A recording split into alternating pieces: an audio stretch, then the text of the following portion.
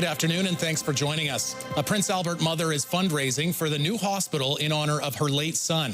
Trish Hart says she wants to help other families who use the Victoria Hospital in memory of her son, Keena Cook. He passed away days before his second birthday and spent a lot of time at the hospital due to his complex medical needs. Hart is raising money for the Boreal Healthcare Foundation and hopes the updated hospital will have a room named after Keena once construction is complete.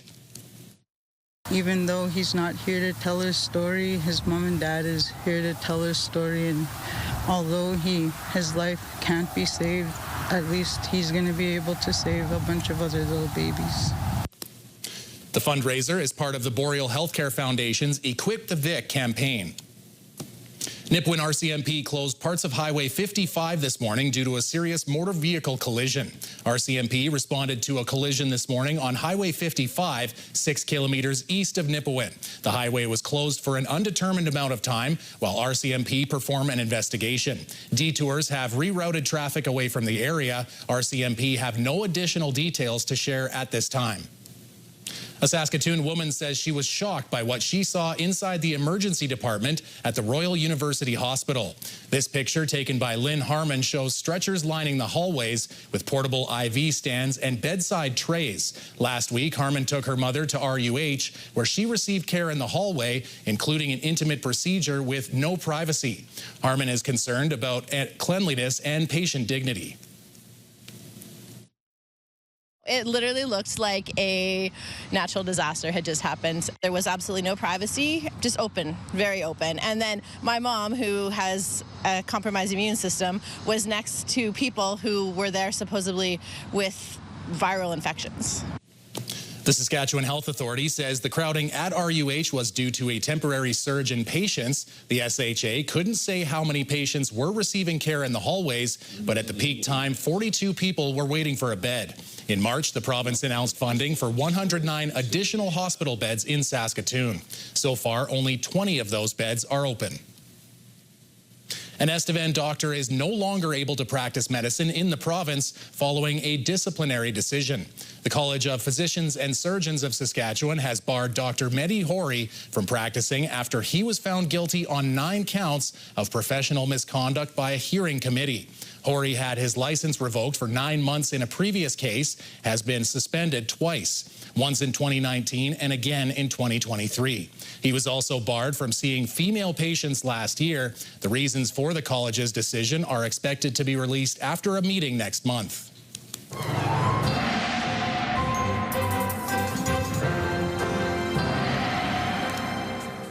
All right, Jeff, every day I'm thinking it's going to get cold, it's going to get cold. It hasn't quite yet, has it? Well, you know, we had a bit of a cool off last night. It got a little colder than we had anticipated. But as we head into the weekend, things are looking largely on the warm side of seasonal. But then we do have a cool down coming around probably Monday and Tuesday, or rather Sunday and Monday. But we'll talk about that a little later on. 2 men charged with the homicide of a teen boy in Saskatoon appeared in court this morning.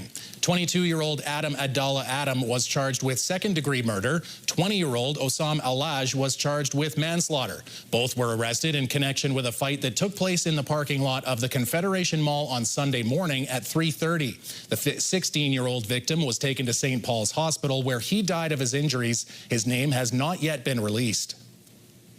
A man has been handed a nearly 3-year sentence for secretly filming and spying on almost 24 women in Saskatoon. It's one of the longest voyeurism sentences ever imposed in Canada. Kyle Hameluk was sentenced today after pleading guilty to 23 counts of voyeurism and 2 counts of breaching probation.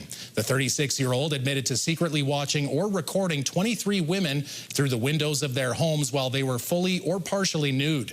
Hameluk has prior convictions for voyeurism in 2017 and 2020. The Crown prosecutor says his actions had a significant impact on the women. Although there's not any physical contact, the psychological impact of what it had on these victims is very serious. With credit for time served, Hameluk has about 7 months left to serve, followed by 2 years of probation. As part of his court conditions, he cannot own a phone or electronic device capable of taking photos or videos. He also must complete programs for addictions and sexual offenders and attend personal counseling. Saskatchewan's premier is behind his neighbour after Alberta announced plans Wednesday to build a West Coast pipeline. Premier Scott Moe posted on X saying Saskatchewan stands with Alberta as they take steps to build a new West Coast oil pipeline. This project strengthens Canada's economy, opens new markets, and creates opportunities to advance Canada's national interests. Alberta plans to develop the project with the backing of an advisory group, which includes 3 major Canadian crude companies, Enbridge, Trans Mountain Corp, and South Bow Corp. BC Premier David Abey is cautious of the plan. He says it doesn't have private sector support, and it's currently being held by the backs of taxpayers. Premier Smith continues to advance a project that is entirely taxpayer funded, has no private sector proponent, is not a real project, and is incredibly alarming to British Columbians, including First Nations along the coast, whose support is required for the success of the billions of dollars in real projects that I'm talking about. The proposal is to be filed to the new Federal Major Projects Office, which is intended to fast-track developments deemed in the national interest. A submission is expected in the spring of next year. Producers made good progress on harvest this week thanks to warm and dry conditions around the province. 84% of this year's crop is now in the bin. That's ahead of the 10-year average of 81% at this time. Harvesting of winter wheat and fall rye is complete, while peas and lentils are at 99% and 98%. Canola jumped up to 71% complete, and flax is at 45%. For livestock water supply, 50% of producers say there are no shortages. 3% say there is a severe shortage. Ukrainian dance professionals recently offered a high-level training experience for dancers in Saskatoon, but the importance goes beyond the steps.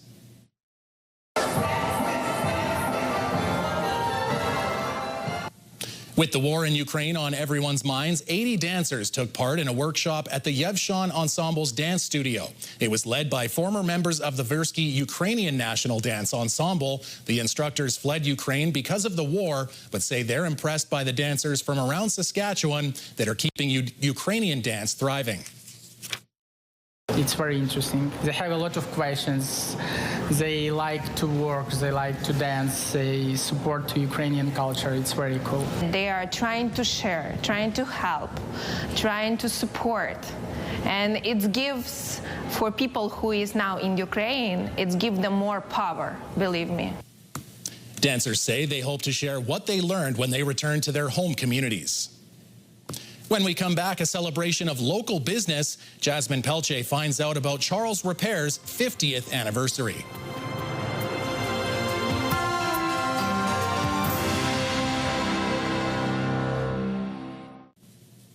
A local family business celebrated a major milestone with the community last month. Jasmine Pelche has more on the 50th anniversary of Charles Repair. So I understand your business recently had a big 50th anniversary celebration. Could you tell me how that went? Oh, it went good. It went good. It was nice to see all the people come out. I think we had about 500 people come out over the 2 days, the 18th and the 19th, and it was surreal. It was great to see all the old customers that we've had over the years and come in to just congratulate us, and came and, you know, played games and got prizes. We had 50 prizes that we gave away for the 50 years. It was, Mom and Dad had such a great time. It was so nice to have my mom and dad here celebrating with us, because they founded it back in 1975, and they had a great time. They just sat and drank coffee and visited with all the people that came out. And we had SPCA here, and they raised $565 profit for the SPCA. It was great. It was great, you know. And I'm overwhelmed on the support that we had. And over the past 10 days, we've had a lot of customers come in and say, oh, we'd love to have come out on the 18th and 19th, but we just couldn't, and they just came in during the week. So, Carl, because you answered my first question, I'm going to ask you this question first. You're both going to get it. But what was your favorite part of having this big celebration to honor the 50th? Seeing my mom and dad just enjoy the old customers and all the old competition came in even and you know, and visited with them, and just seeing the smiles on their faces as they handed out our founders bucks that they were giving out. It was surreal. And Peter, what was your favorite part? Yeah, of course, Mom and Dad, but the staff pulling together, and what a great job they did in planning everything, and just, you know, being able to have them be excited about our 50th also. Our secretary's been with us for 31 years. Debbie, and Bonnie, she's been with us 9 years. She's our sales lady. Our mechanic, Norm, he's been with us 5 years. And, you know, and we've got a parts fellow, Rod, that's worked with us a few years back, and he came back. And if it wasn't for our employees, you know, and our customers, of course, I don't know, you know, where we would be. It's just, we have a great crew here. I came out the first day of the celebration and spoke with your parents, and they said that your family chose the SPCA as like the beneficiary for like barbecue donations because you guys, animals have an important place in your family. Could you elaborate a little bit on that decision and why they were the charity that you wanted to work for? Well, I'm a dog lover, and when we remodeled this place here 10 years ago, my little dog was here and it was walking around all the time, and it came to work with me for about 3 years, and I miss that dog, and it's gone now. But SPCA is just a great cause. Well said. I also was here seeing some other things going on that we haven't quite touched on yet for this interview, but there was like a wood carver and some other activities, and you guys had like a popcorn stand, I think. Yeah. What am I missing? We also had a prize table where people would come in and roll a dice and be able to get mugs or coffee cups or glasses, toques, hats. They had a whole bunch of different prizes. And Founders Bucks, which was redeemable for $1, and they used a lot of them for the burger stand. Yeah. And they said it was one of the biggest fundraisers that they've had in recent years. So. Yeah, so it was really nice. And final question, how long are the decorations going to stay up for? Till the end of the year. Till the end of the year, yeah. I've got to blow up a bunch more balloons. It needs more. Got to look like a party. It already does. Well, thanks for having me out, guys. Thank you for coming. Thank you. Jeff takes a look at weather when we come back, and later a Saskatchewan chef goes for the title.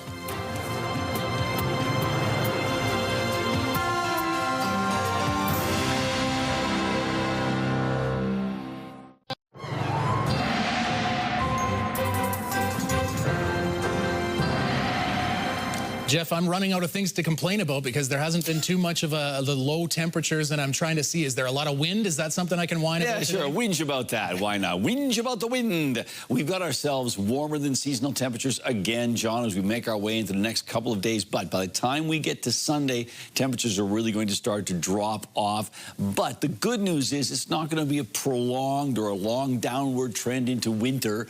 We bounce back again. So keep that in mind as we take a look at the numbers later on. Taking a look at our satellite and radar shot here, really not a lot of active weather. Basically what we've got is, you know, an area of active weather across the west coast, but this is going to sort of dry itself or blow itself out. And then before we get on to the next system, a relatively dry and sunny week in store for many parts of British Columbia. And then across the prairie, staying relatively dry. And that's true, quite frankly, of Ontario and Atlantic Canada. There's a big high pressure ridge in place, so most of the active weather is sort of moving over top. And And we're looking at, so if you're flying out to Toronto or Ottawa or Montreal this weekend, we've got some pretty nice temperatures out there, temperatures in the high 20s. But moving on to our future cast for closer to home. As you can see, the computer modeling indicated a little something slashing through southwestern Saskatchewan up towards, let's say, about the Yorkton area. And then it moves on to Manitoba. And in behind it, we don't see a lot. And it doesn't look as though the wind is going to be much of a big deal, at least for central and northern areas. There's a short period of time when it gets pretty windy down in southern Saskatchewan, but that should dissipate, or certainly those winds are expected to lighten up. 3 degrees overnight for Spiritwood, 4 in the Battlefords, 3 in Candle Lake, 4 in Birch Hills, 3 in Rostern, 5 in Melfort, 4 in Nipwood. Most locations dealing with partly cloudy skies and some fog patches showing up. Let's roll on into Friday and look at these numbers. I know they're not in the 20s, but once again, I have to re-emphasize that these are above seasonal temperatures. 18 for Spiritwood tomorrow, a bit more sunshine, and 20 in the Battleford, 17 in Candle Lake with mainly cloudy skies, 18 in Birch Hills and Rostern with mainly cloudy conditions, cloudy skies in Nipwood and Melfort, and daytime highs of 17 degrees, so about 3 degrees above seasonal for those last two communities. So tonight in Prince Albert specifically, we're looking at 3 degrees with partly cloudy skies, light and variable winds, and rolling into Friday, well, the winds don't pick up all that much. Winds out of the southwest at 10, so, you know, essentially a warm wind. 18 degrees, the expected daytime high for the Gateway City under mainly cloudy skies. And then as we take a look at that 7-day outlook, 16 degrees on Saturday, but then there is the cool down that I was talking about. 8 degrees on Sunday. Monday, 8 degrees, but look at that overnight temperature Sunday into Monday, -6 degrees. So you may have to consider maybe blowing out some sprinklers this weekend before we hit Monday. 14 on Tuesday, so back to seasonal, and then warmer than seasonal by the time we get to Wednesday with sunshine and 21 degrees and 16 degrees on Thursday. So all in all, not a bad forecast. I'm looking down there. Is that winter coat weather for Sunday, Monday? Is that the change that I'll be making? Well, I think maybe, you know, like maybe you got a three-way. I got one of those three-way jackets. Comes with a liner. Wear one of those. That's the trick. Well, speaking of changes, the Riders are making 7 lineup changes ahead of Friday's game against the Ottawa Red Blacks. Lee Jones has more. Harris has time downfield, staying on his feet, and so touchdown.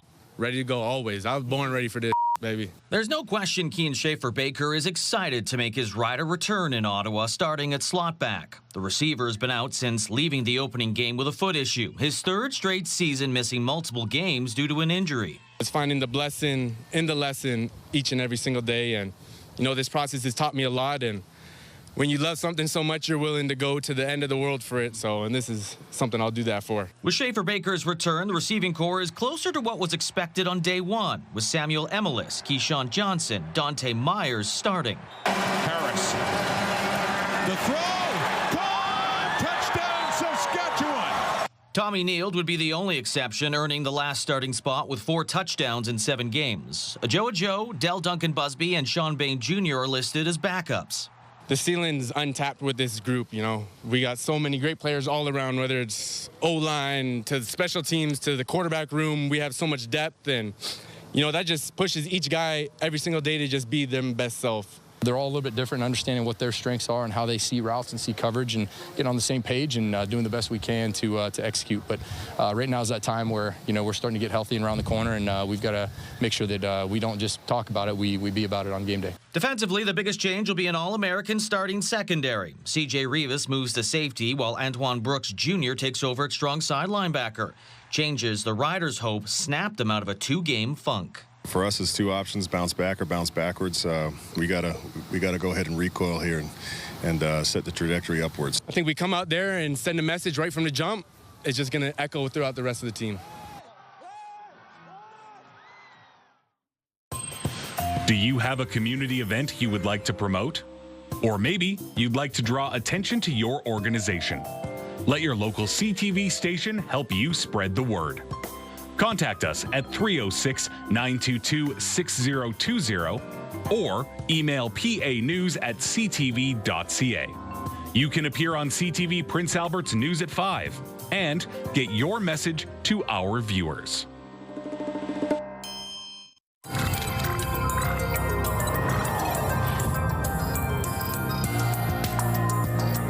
Federal Health Minister Marjorie Michel announced the latest numbers for the Canadian Dental Care Plan today, an initiative to expand oral health care access for millions of Canadians.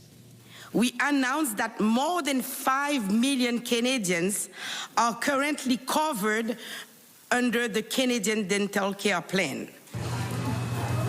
Health Canada says nearly all dental providers are now taking part in the Federal Dental Care Plan. The program launched in May 2024 for seniors, children, and disability tax credit recipients. It expanded in May 2025 to all eligible Canadians. It covers basic dental work for uninsured people earning under $90,000 with an average of $800 in covered care per patient each year.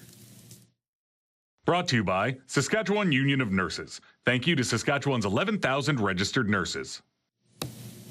It needs salt, Jeff. A Regina man will be featured on MasterChef Canada tonight, the second ever contestant from the Queen City.